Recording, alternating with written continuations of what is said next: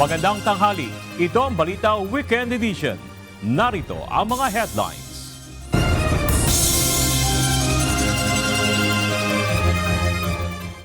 Dating Senador Bong Revilla Jr. nakauwi na sa pamilya matapos payagang makapagpiyansa ng Sandigan Bayan. Senator Loren Legarda, mariing pinabulaanan ang mga paratang ukol sa umano'y 10 billion pesos solar franchise project. Ombudsman itinangging pamumulitika ang investigasyon laban sa senadora at anak na si Congressman Leandro Leviste. Malacanang sinabing hindi pa nagtatapos ang laban kasunod ng inisyong Temporary Restraining Order o TRO sa aumento sa sahod ng mga manggagawa. At panibagong dagdag sa presyo ng LPG ipatutupad ngayong Agosto. Bahagyang rollback sa presyo ng mga produktong petrolyo inaasahan sa susunod na linggo. Naninindigan ang Office of the Ombudsman na may pananagutan si dating Senador Ramon Bong Revilla Jr. sa manumalyang flood control projects. Ito ay sa kabila ng pagpayag ng Sandigan Bayan na makapagpiyansa ang dating mambabatas at pansamantalang makalaya. Ito ang balita ni Evan Alvarez. Malakas ang ebidensya laban kay dating Senador Revilla. Yan ang pinaninindigan ng Office of the Ombudsman sa kabila ng pagpayag ng Sandigan Bayan 3rd Division na makapagpiyansa ang dating mambabatas sa kasong malversation.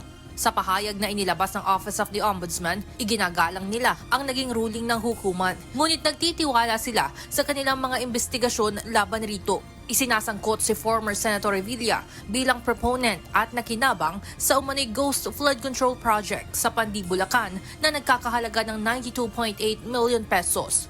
Ayon sa Ombudsman, gagamitin nila ang lahat ng paraan para mapatunayang guilty ito sa flood control scandal. Sa inilabas na desisyon ng Sandigan Bayan 3rd Division, isa lamang sa 3 maestrado ang di pumayag sa bail petition ni Revilla. Sa dissenting opinion ni Associate Justice Carl Miranda, sinabi nito na malakas ang ebidensya laban sa dating senador dahil sa naging papel nito bilang project proponent na siyang naging instrumento para magamit sa maling paraan ng pondo. Ngunit dahil mayorya ng mga maestrado ang pumayag sa bail petition, personal na naglagak ng 1 million peso cash bond si Revilla hapon ng July 31 at sa kaparehong araw ay nakalaya rin mula sa New Quezon City Jail sa Payatas. Nag-post sa kanyang social media ang senador kasama ang kanyang pamilya matapos ang mahigit kumulang 6 na buwang pagkakakulong. Sa pahayag naman na inilabas ng kanyang abogado, sinabi nitong una pa lamang ay may tiwala na si Revilla sa hudikatura ng bansa at ang naging ruling ng Sandigan Bayan ay senyales na hindi malakas ang ebidensya laban sa dating mambabatas. Samantala, tuloy pa rin ang pagdinig sa malversation case ni Revilla sa darating na August 4, 2026 kung saan nasa prosekusyon pa rin ang bola upang magpresenta ng mga ebidensya at testigo laban sa mga akusado. Evan Alvarez, UNTV News and Rescue. Diyos ang aming sandigan, serbisyo publiko ang aming pinahahalagahan. Posibleng ituloy na lang ng Office of the Ombudsman ang pagsasampa ng mga kaso laban kay dating Public Works Secretary Manuel Bonoan kung hindi itong magbibigay ng kumpleto at makabuluhang testimonya kaugnay ng umano'y anomalya sa mga flood control projects. Patuloy pang ini-evaluate ng Ombudsman ang mga pahayag ni Bonoan upang matukoy kung dapat pa ba itong gawing state witness sa mga kaso o mananatili bilang isa sa mga akusado ng mga kasong plunder at graft. Ito ang balita ni Joan Nano.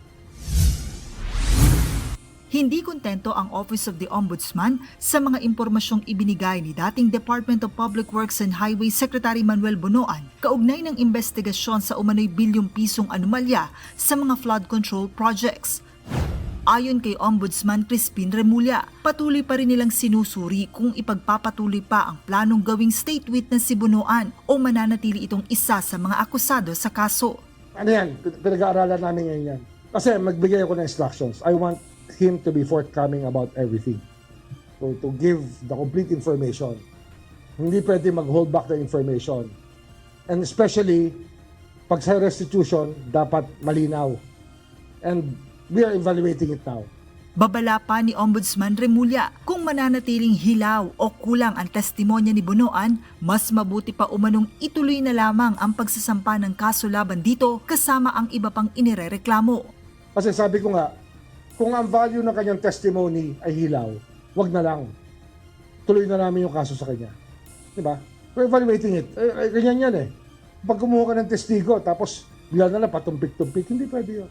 Paliwanag pa ng Ombudsman, may mga mahahalagang tanong pa rin umanong hindi nasasagot ng maayos ni Bonoan. Dahil dito, patuloy pa rin lang sinusubukang makuha ang lahat ng impormasyon na maaari nitong maibigay sa investigasyon. Siyempre, we're still trying to get everything that we can contribute when there are some answers that we are not able to get from you. Kung magiging ganap naman ang kooperasyon ni Bonoan, sinabi ni Ombudsman Remulla na maaaring gamitin ang testimonya nito laban sa dating House Speaker na si Leyte 1st District Representative Martin Romualdez sa isinasagawang preliminary investigation. Inihayag din ng Ombudsman na inaasahan nila sa susunod na linggo ang pagsusumite ni Representative Romualdez ng kanyang counter affidavit. Patuloy namang pinaninindigan ng tanggapan ang kredibilidad ng mga testigo sa kaso. Kabilang na ang 18 dating bodyguard ni dating Ako Bicol Party List Representative Zaldico na anilay nagbigay ng magkakatugma at malinaw na individual na mga salaysay kaugnay ng umano'y mga cash delivery. Una nang kinuwestiyon ng kampo ni dating House Speaker Martin Romualdez ang paggamit ng Office of the Ombudsman sa ilan sa mga dating bodyguard bilang mga testigo gayong nahaharap ang mga ito sa kasong cyber libel at perjury na isinampa ng Department of Justice. Joan Nano, UNTV News and Rescue. Diyos ang aming sandigan, serbisyo publiko ang aming pinahalagahan. Sa gitna ng mga investigasyon ng Ombudsman patungkol sa umano'y maanumalyang solar projects, mariing itinanggi ni Senator Loren Legarda ang anumang pagkakasangkot sa issue. Samantala, nilinaw naman ng anti-graft body na walang halong pamumulitika ang isinasagawang investigasyon laban kay Senator Legarda at anak na si Congressman Leandro Libiste. Ito ang balita ni Evan Alvarez. Lalabas ang katotohanan. Yan ang pinanghahawakan ni Senator Loren Legarda matapos ibunyag ng Office of the Ombudsman na iniimbestigahan na sila ng kanyang anak na si Batangas 1st District Representative Leandro Libiste para sa reklamong plunder at graft kaugnay ng umano'y maanumalyang solar energy projects. Hindi naman makukuha na 21-year-old, 21 lang si Leandro nun eh. Yung prangkisa na exclusive, kung hindi tinulungan ng nanay niya na chairman noon ng Finance Committee ng Senado. Parang appropriations siya ng House, Finance Committee ng Senado. At ginamit niya yung kanyang posisyon para makakuha ng prangkisa yung anak niya. Ayon sa senadora, sa buong karera niya sa politika, pinangalagaan niya ang kanyang integridad. Kaya naman ang mga aligasyong ibinabato umano sa kanila ay hindi makatarungan. Wala pa silang natatanggap na opisyal na komunikasyon mula sa Office of the Ombudsman. Ngunit ngayon pa lamang anya ay kaya niyang sabihin na walang batayan ang mga paratang at walang pondo ng bayan ang nadawit dito. Samantala, ayon sa mga investigasyon ng Ombudsman, nagsabwatan umano sina Senator Loren Legarda, Congressman Leandro Legarda Libiste at dating Department of Energy Secretary Alfonso Cusi upang makakuha ng eksklusibong government rights sa mga pinagkukunan ng solar energy sa bansa. Sa kabila ng mga nakuhang kontrata, hindi naman umano ito naisakatuparan at hindi napakinabangan. Tinatayang aabot sa higit 10.4 billion pesos ang sinasabing hindi umano nabayarang financial obligations sa pamahalaan.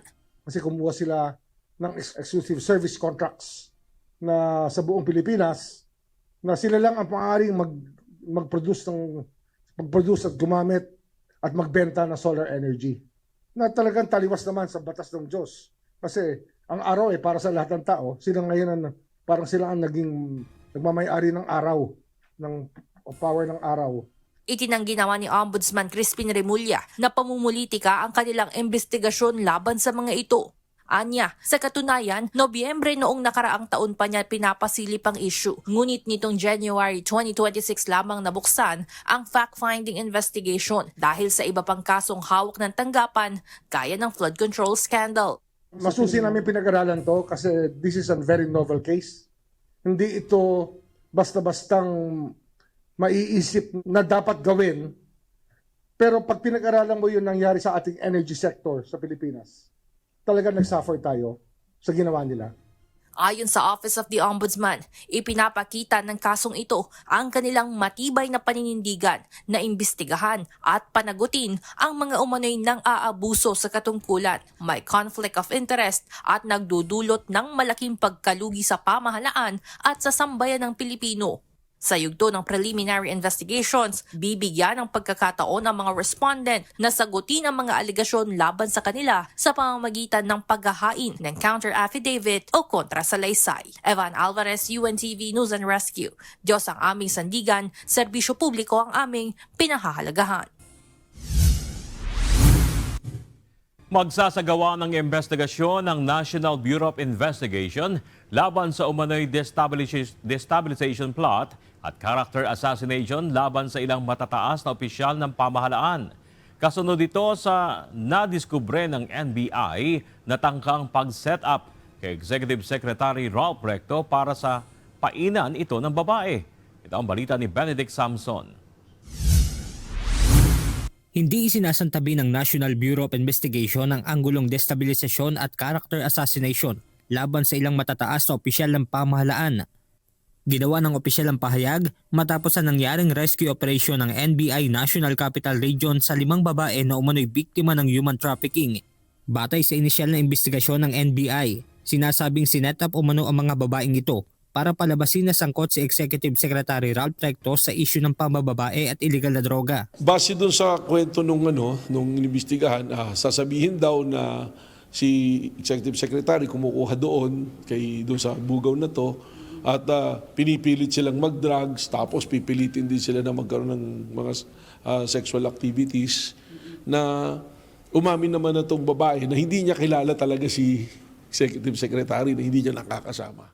Lumalabas din sa pagsisiyasat na ang nag-utos umano para siraan ang reputasyon ni E.S. Recto ay sinasabing sina Batangas 1st District Representative Leandro Lebiste at dating Negros Oriental 1st District Representative at former Presidential Advisor on Political Affairs Secretary na si Jacinto Jing Paras.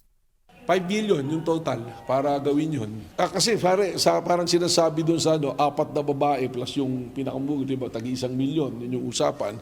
At meron pang sinabi na ihuhulog, pagka napirma na nila yung affidavit, magbibigay na ng 30% yata, tapos 40%, pag na-file na, yung another 30%, i-hold muna nila hanggang habang umaandar yung kaso. May scheme. Naikwento ng detalye kung paano sila kinausap ni dating Congressman Jing Paras.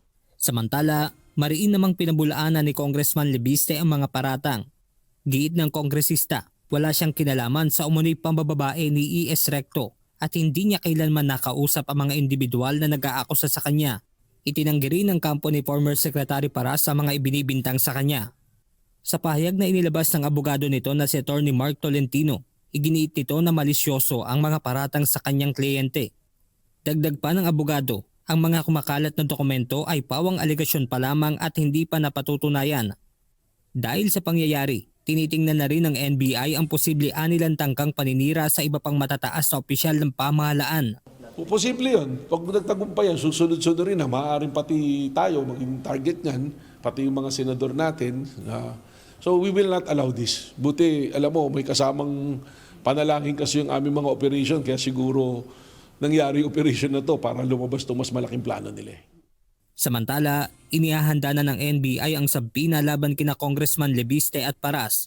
Posible namang sa araw ng Miyerkules o Huwebes ay haharap sila sa tanggapan ng NBI. Benedict Samson, UNTV News and Rescue. Diyos ang aming sandigan, serbisyo publiko ang aming pinahahalagahan. Nanawagan ang Malacanang kay Vice President Sara Duterte na huwag magbulag-bulagan sa mga nagawa ng administrasyon ni Pangulong Ferdinand Marcos Jr. Ang kay Palace Press Officer Claire Castro, mismong si BP Duterte na ang umaming wala siyang personal na galit sa Pangulo at hindi siya nakaranas ng masamang pagtrato mula rito bilang tao o bilang pangalawang Pangulo. Sinabi rin ni Yusek Castro na sa kabila ng mga pagbabatikos ng pangalawang Pangulo at ng madalas nitong pagbiyahe sa ibang bansa, hindi naman umano gumanti o naglunsad ng personal na pag-atake ang Pangulo laban sa Vice Presidente. Dahil dito kinwestiyon ng Malacanang kung bakit umano naging personal ang mga pagbatikos ni BP Sara laban kay PBBM. Kabilang ang mga nauna nitong pahayag laban sa Pangulo at sa unang ginang. Nagpapatunay ito sa kanya na galing mismo na ang Pangulo ay hindi nagkaroon ng masamang pagtrato sa kanya bilang tao at bilang Vice Presidente. Sa totoo nga, kahit hindi siya nagtatrabaho at lagi siya nasa ibang bansa, wala tayong madidinig kay Pangulo Marcos Jr. Pero bakit pinersonal ng Vice Presidente yung galit niya? Inakusahan din ng palasyo ang kampo ng pangalawang Pangulo na nagpapalaganap ng kaguluhan habang ipinapalabas na nasa krisis ang bansa para makuha umano ang posisyon ng Pangulo. Pinapalabas niya na walang kakayanan daw mamuno at ang bansa ay in chaos. Sa totoo lang, sino ba ang gumagawa ng kaguluhan? Sino ba yung nagbabalak ng destabilization? Hindi ba ang grupo nila? Dahil gusto nilang makuha yung posisyon mula kay Pangulo. Paalala ng Malacanang, hindi dapat gamitin ang kalayaan sa pagpapahayag upang magpakalat ng mali o mapanlinlang na impormasyon. Dagdag pa ni Yusek Castro, hindi totoo ang pahayag ni BP Sara na walang nagawa ang administrasyon at itinuro ang mga proyektong pabahay at mga hakbang sa pagtugon sa pagbaha, kabilang ang mga ipinatutupad sa Davao City. Kinumpirma ni Vice President Sara Duterte na bumubuti na ang kalagayan ni dating Pangulong Rodrigo Duterte matapos itong magkaroon ng sakit sa kanyang balat. Nagpasalamat naman ang Vice Presidente sa aniyay mabilis na pagtugon ng ICC Detention Unit sa kalagayan ng dating Pangulo. Ito ang balita ni Joan Nano. Sa nakaraang panayam kay Vice President Sara Duterte, nabanggit nito ang tungkol sa bedsore ng kanyang ama na si dating Pangulong Rodrigo Duterte. Marami sa mga taga-suporta ng dating Pangulo ang nag-alala sa kalagayan nito, na ngayon ay mahigit 1 taon nang nakakulong sa International Criminal Court sa The Hague, Netherlands. Pero ayon kay VP Sara, bumubuti na ang kalagayan ng kanyang ama. Chinek ko siya, chinek ko yung likod niya, nauga na, natuyo na yung mga bilog-bilog na pula noong pagdating ko. Sobrang pula nila at para silang pimple looking, natuyo na siya. Kwento ng bise, agad siyang nakipag-ugnayan sa abogado upang maipagbigay alam sa kinauukulan ang sitwasyon ni dating Pangulong Duterte. Paliwanag nito, maingat nilang binabantayan ang kalagayan ni FPRRD dahil na rin sa sakit nitong diabetes. Is it a cause for concern? Yes, ni-refer ko siya sa abogado kasi sabi ko, hindi ma-explain ni PRD kung saan nagsimula o paano siya nagkaroon ng ganon. Basta alam niya na lang na nangati daw siya. And it's a concern because diabetic si PRD. So as much as possible, ayaw natin na masugatan kahit anong parte ng katawan niya. Nais ng pamilya Duterte na malaman kung ano ang nag-trigger sa bedsore ng kanilang ama upang maiwasan ang paglala nito na posibleng mauwi sa impeksyon. Sa kabila nito, tiniyak ng bise na nasa maayos na kondisyon na ang dating Pangulo at hindi naman ito nakaapekto sa kanyang pang-araw-araw na aktibidad sa loob ng ICC Detention Center. Kasalukuyan pa rin nakapiit si dating Pangulong Duterte dahil sa mga kasong crimes against humanity na iniuugnay sa kanyang dating kampanya kontra iligal na droga, bagay na mariin namang pinabulaanan ng kampo nito. Joan Nano, UNTV News and Rescue. Diyos ang aming sandigan, serbisyo publiko ang aming pinahalagahan. Good news mga kasambahay dahil may handog na libreng sakay ang Department of Transportation o DOTR sa MRT3 tuwing Miyerkules ngayong buong buwan ng Agosto para sa mga may national ID. Maring magabail ang libreng sakay sa August 5, 12, 19 at 26 mula alas 7 hanggang alas 9 ng umaga at alas 5 hanggang alas 7 ng gabi. Ipakita lamang ang inyong physical, digital o printed EP o e-Pill ID.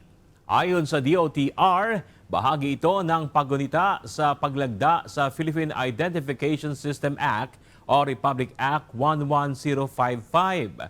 Magkakaroon din ng libreng sakay sa September 16 bilang pagdiriwang naman ng Global Identity Day.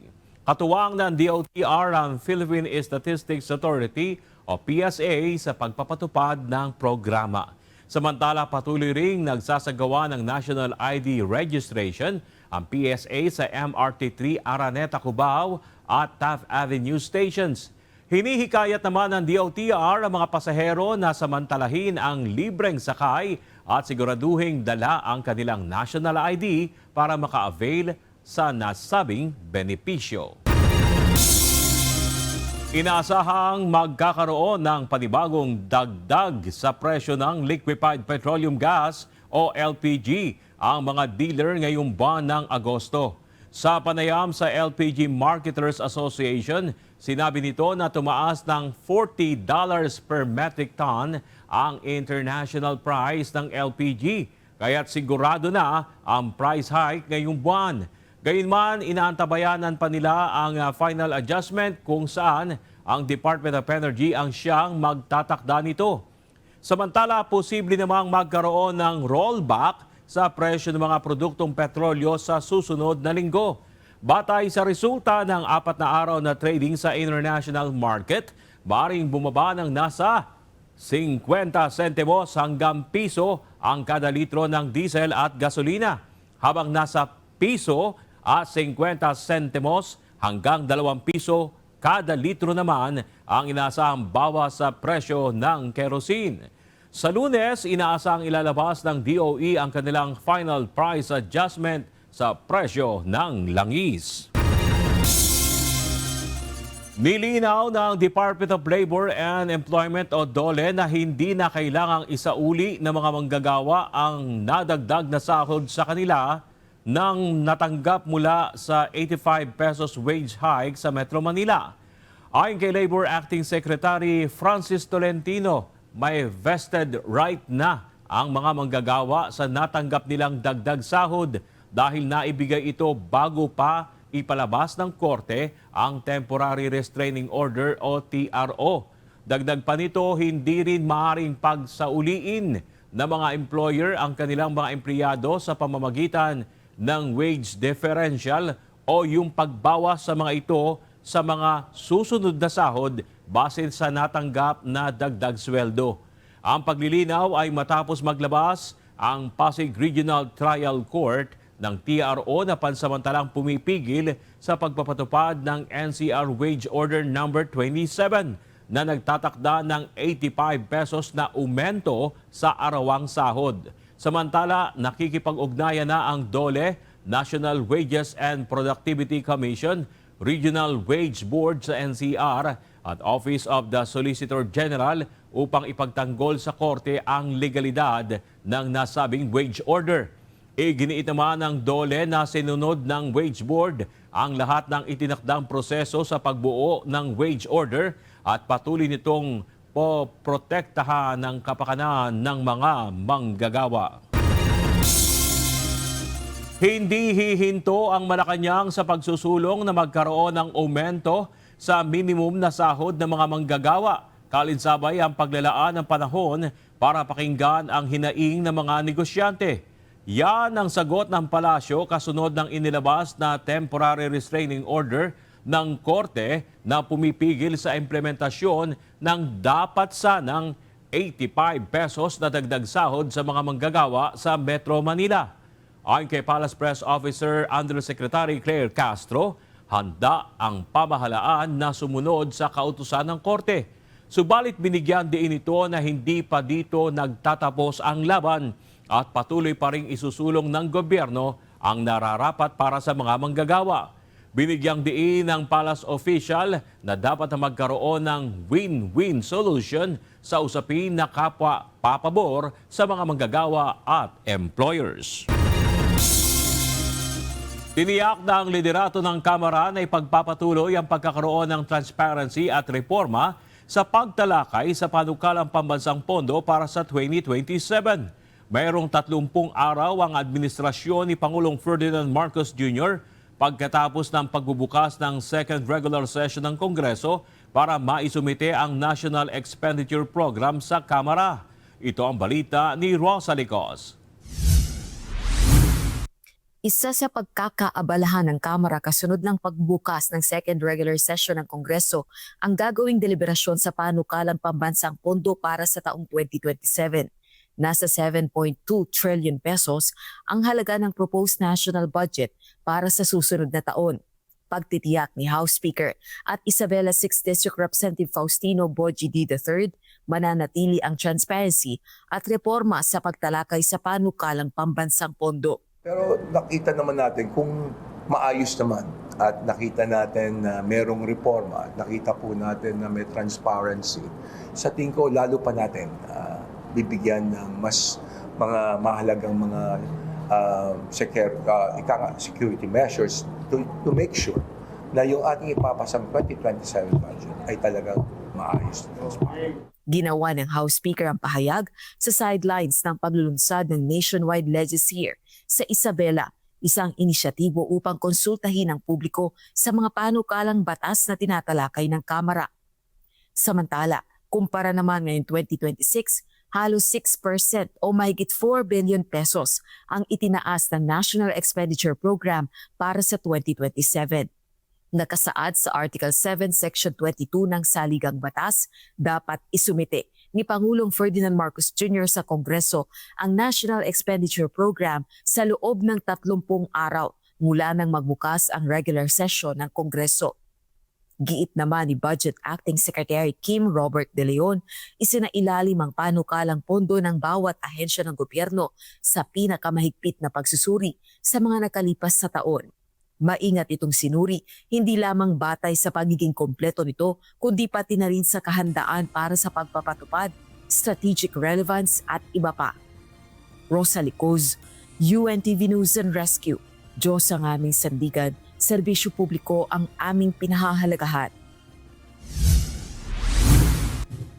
Nasabat ng mga otoridad ang tinatayang nasa kalahating bilyong pisong halaga ng hininalang shabu sa may Batangas Port noong Huwebes, July 30.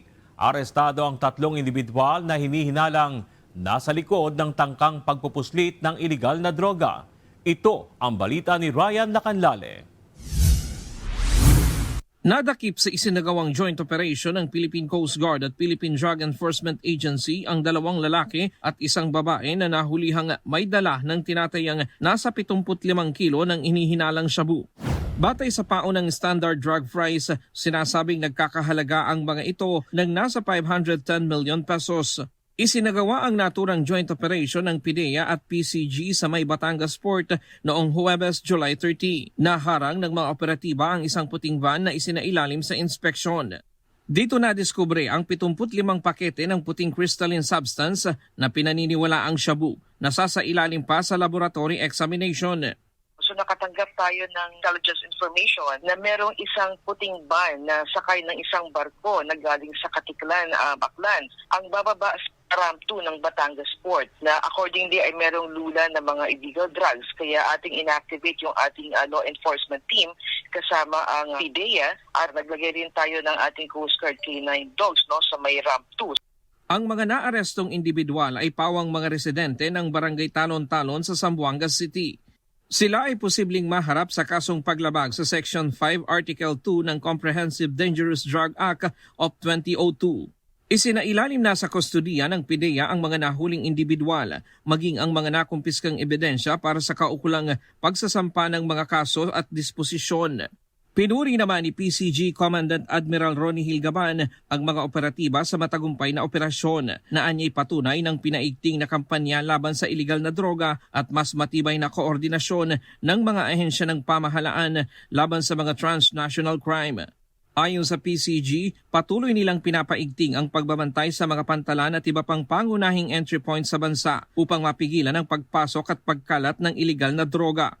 Well, Ryan, malaki talaga ang posibilidad na ginagamit ang mga barko sa paghahatid ng mga illegal na droga. Kaya ngayon talaga pinapaigting natin yung ating pagkasagawa ng mga pre-departure inspection, kasama yung ating coordination with other law enforcement agencies para talagang makat itong ganitong mga pagka-transport ng mga illegal na mga droga, even yung mga contraband sa ating mga barko. Hindi tayo nagtataka na posibleng gamitin itong mga ganitong mga ways na para magsakay ng mga illegal na mga kalakal o mga droga.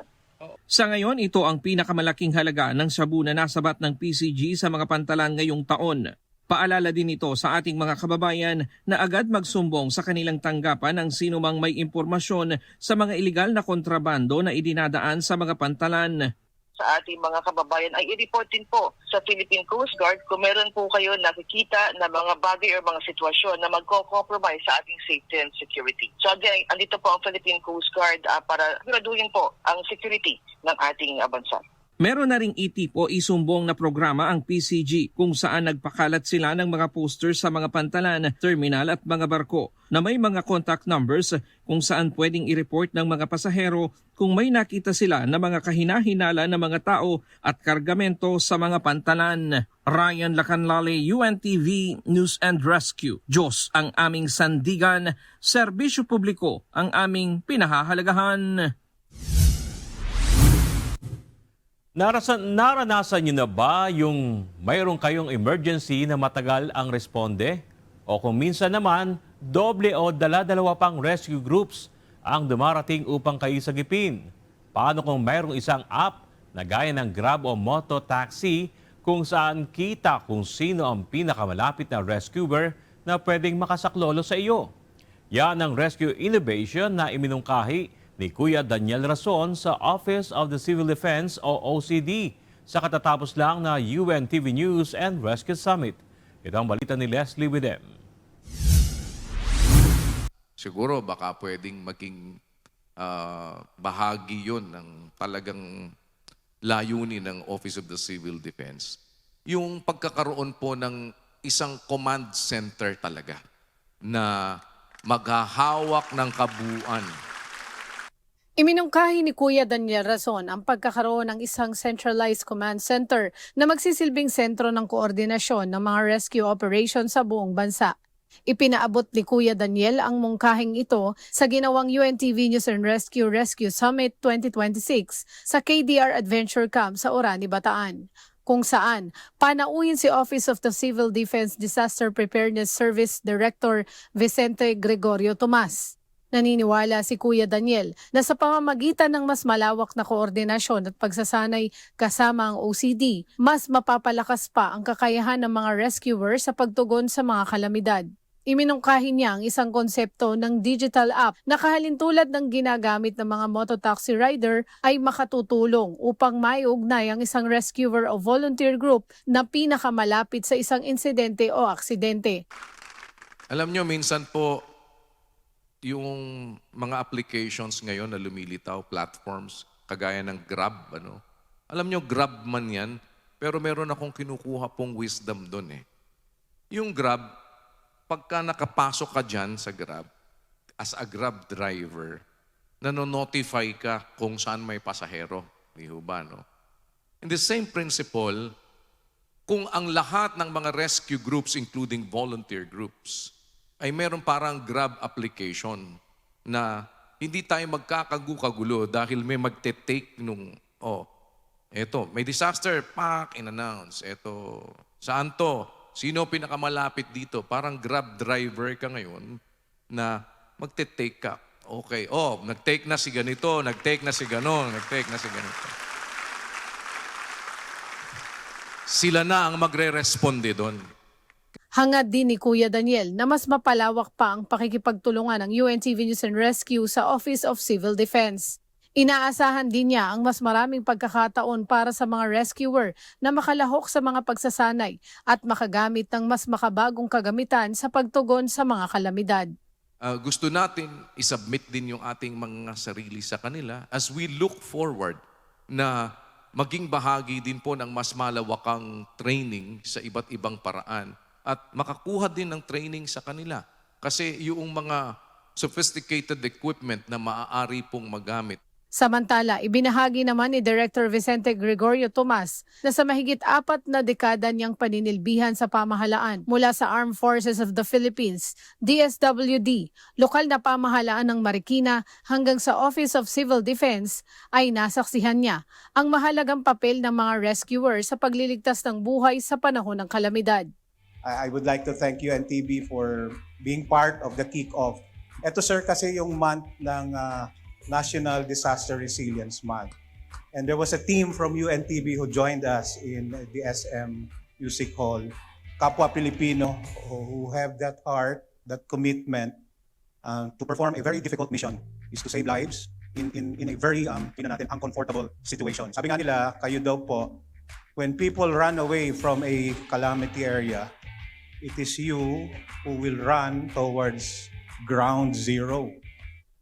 Binigyang diin din ng Office of Civil Defense ang mahalagang papel ng responsableng media sa pagpapalaganap ng disaster awareness at paghahatid ng mapagkakatiwalaang impormasyon sa publiko. Actually, avid kwan po ako. Lagi po ako nanonood ng UNTV News. I see UNTV to be a very balanced a platform when you need to be informed. Ayon pa kay Director Tomas, inaasahan niya ang mas malawak na pakikipag-partner ng Office of Civil Defense at UNTV News and Rescue upang lalo pang mapalakas ang mga programa sa disaster preparedness at resilience sa bansa. Looking forward to this partnership that we will have with the UNTV dahil we know how we will be more blessed once we try to sabihin na natin, maging malawak pa po yung ating engagement. So, Leslie Widem, UNTV News and Rescue. Diyos ang aming sandigan. Serbisyo publiko ang aming pinahalagahan.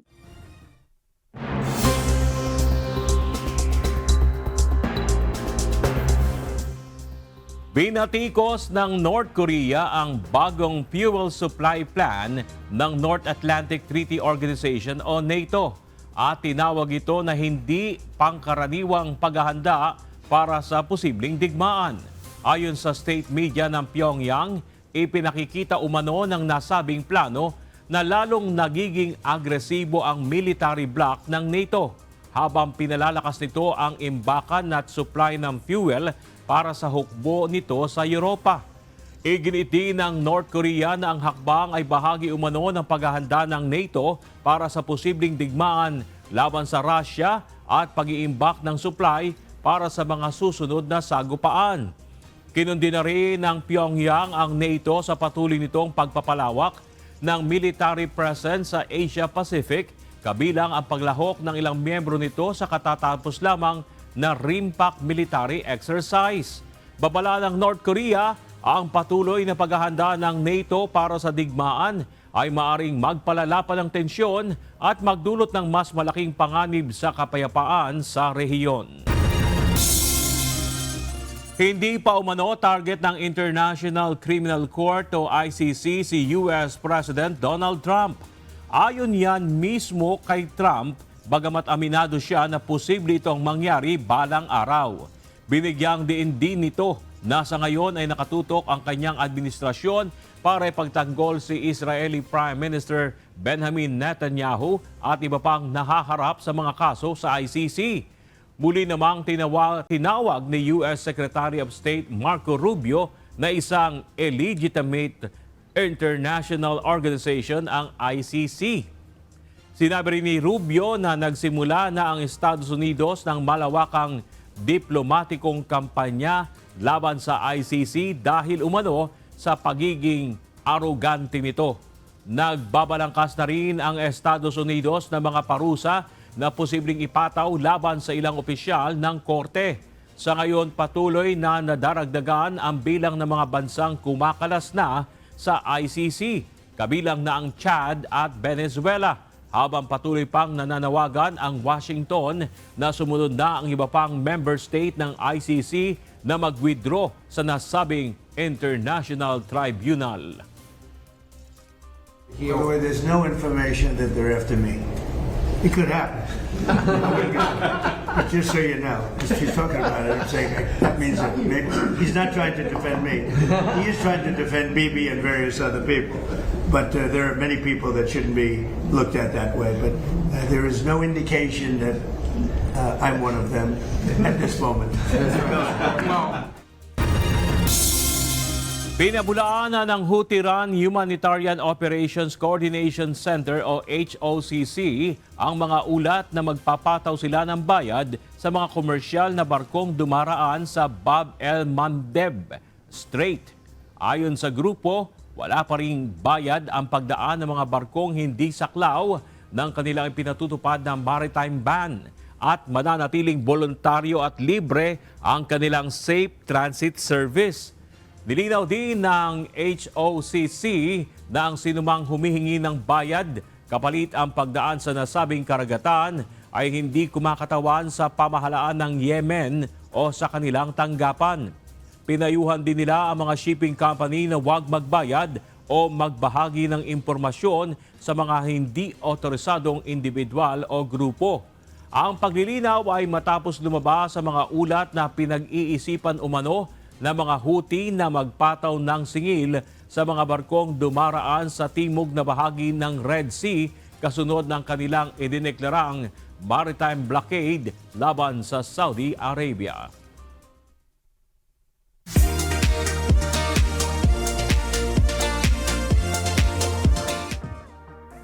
Muling naiuwi ng Pilipinas ang titulong Miss Supranational matapos koronahan si Katrina Legado bilang Miss Supranational 2026 sa Nowy Sachs, Poland. Tinalo ni Legado ang 66 na mga kandidata mula sa iba't ibang bansa at naging ikalawang Pilipina na nagwagi sa kompetisyon matapos unang koronahan sa parehong pageant si Mutya Datul noong 2013. Bago ang kanyang pagkapanalo, sumabak na rin si Legado bilang kandidata ng Pilipinas sa Reina Hispano-America noong 2019 at naging finalist din sa Miss Universe Philippines 2025. Naging first runner-up sa Miss Supranational 2026 si Eve Gilles ng France, habang pumangalawa si Lara Marina ng Brazil. Pangatlo ang kandidata ng Nigeria at pang-apat ang Czech Republic. Sa pagkapanalo ni Legado, nadagdagan ang mahabang talaan ng matatagumpay na mga Pilipina sa Miss Supranational matapos ang mahigit isang dekadang paghihintay mula sa huling korona ng bansa. Narito naman ang salita ng Diyos na ating sandigan.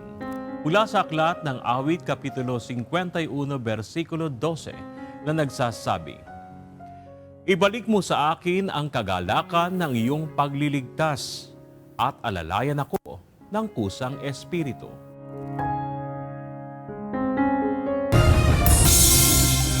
At yan ang naging kabuuan ng ating balitaan ngayong araw ng Sabado. Aming nilahad ng buong katapatan kung paano namin nasaksihan.